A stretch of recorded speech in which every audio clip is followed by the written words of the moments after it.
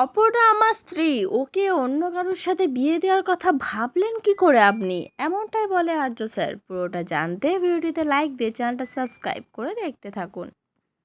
চিরদিনই তুমি যে আমার সিরিয়ালের আগামী পর্বে আমরা দেখতে পাবো সতীনাথ বাবু আর্য স্যারকে বলতে থাকে, আপনি প্লিজ আমার অপুর জীবন থেকে সরে যান। এই আপনাকে বিয়ে করেছে বলে আমার অপুকে এত কিছু ঝামেলার মধ্য দিয়ে যেতে হচ্ছে, জীবনে এত কিছু প্রবলেম, সব আপনার জন্য, আপনাকে বিয়ে করেছে বলে।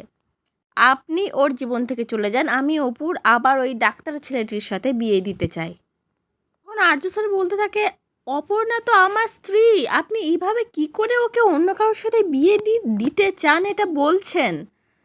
তখন সুধীরান্ত বাবু আর্য স্যারকে বলতে থাকে, হ্যাঁ আপনি ওকে প্লিজ মুক্তি দিয়ে দিন, আপনি ওকে ডিভোর্স দিয়ে দিন, অপর্ণাকে আপনার জীবন থেকে আপনি সরিয়ে দিন আর্য স্যার। আর এই কথা শুনে আর্য পুরো স্তম্ভিত হয়ে যায়, অবাক হয়ে সুধীরনাথ বাবুর মুখের দিকে তাকিয়ে থাকে যে এইসব কি বলছে অপর্ণার বাবা।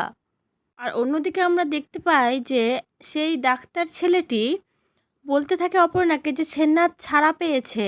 আর এই কথাটা শুনে অপর্ণা আর অপর্ণার বাবা দুজনেই পুরো অবাক হয়ে তাকিয়ে থাকে। আর এই যে মানুষটার নাম বলল সেননাথ, এ কে? এ কি কোনো পার্টির বড়সড় নেতা, নাকি ওই গ্রামের কোনো ত্রাস, মানে ভয়ঙ্কর কেউ যাকে গ্রামের সবাই এক কথায় ভয় পায়?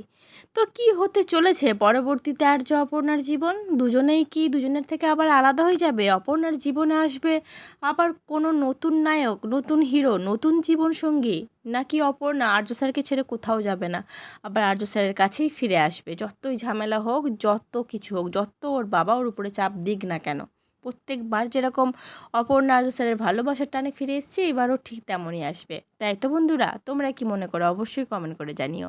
পরবর্তী আপডেট নিয়ে তাড়াতাড়ি আসি, সঙ্গে থেকো, সাথে থেকো, চ্যানেলটা সাবস্ক্রাইব করে দিও। ধন্যবাদ।